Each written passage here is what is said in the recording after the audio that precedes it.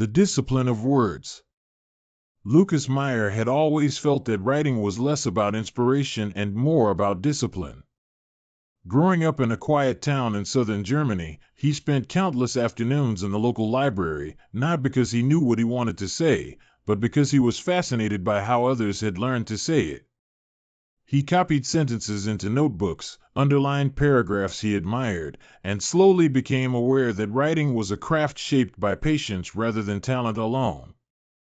At university, Lucas studied comparative literature, where writing stopped being a private habit and became a public responsibility.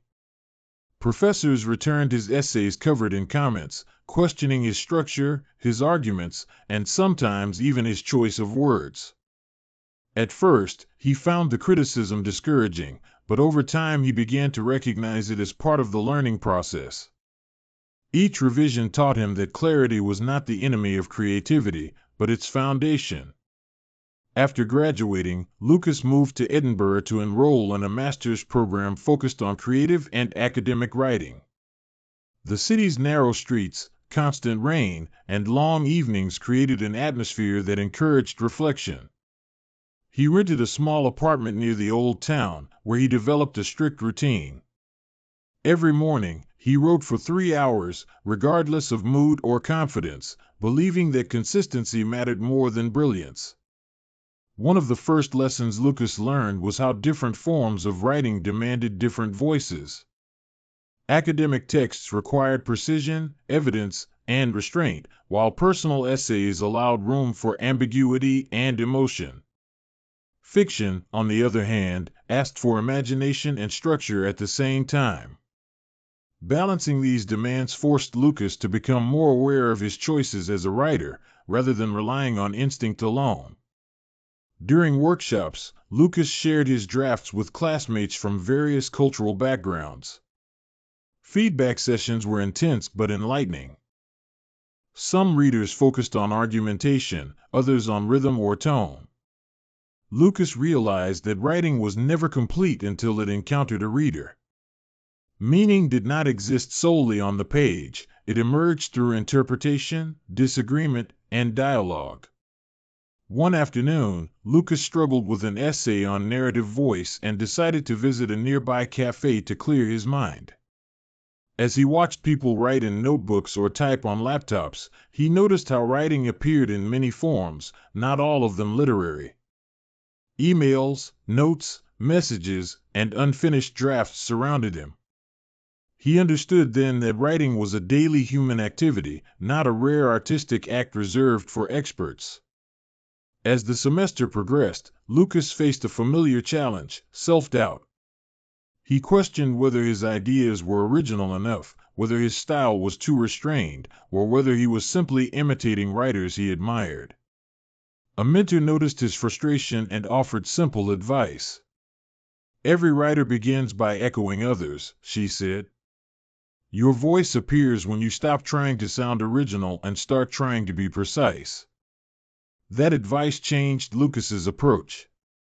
He began focusing on what he wanted to communicate rather than how impressive it sounded. His sentences became clearer, his arguments stronger, and his confidence slowly increased.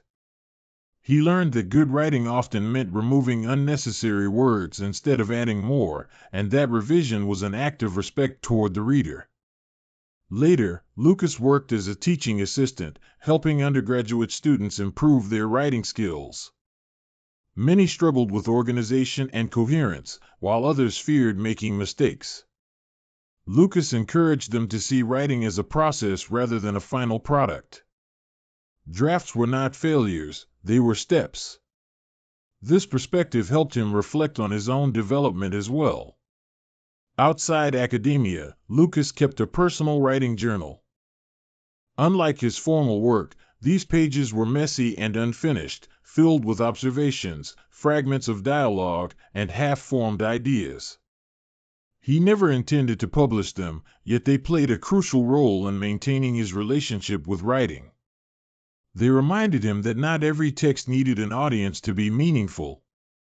As his program came to an end, Lucas submitted a final portfolio that included essays, short stories, and reflective commentary on his growth as a writer. Reading through his earlier drafts, he was surprised by how much his thinking had evolved. The changes were subtle but consistent. His writing no longer tried to prove intelligence, it aimed to communicate understanding. After returning to Germany, Lucas accepted a position at an educational institute focused on academic literacy. His work involved guiding students through research papers, helping them structure arguments, and teaching them to write with clarity and purpose. He often shared his own struggles, believing that honesty made learning more accessible. Over time, Lucas came to see writing not as a destination, but as an ongoing practice. Each text presented new challenges, new doubts, and new possibilities. There was no final mastery, only continuous refinement. Writing demanded attention, humility, and persistence, but it also offered connection, insight, and meaning. In quiet moments, Lucas returned to the idea that first drew him to writing as a child. Words were tools, but also bridges. They allowed thoughts to travel between minds, across time and distance. And as long as he remained willing to revise, rethink, and rewrite, Lucas knew that writing would continue to shape not only his work, but the way he understood the world.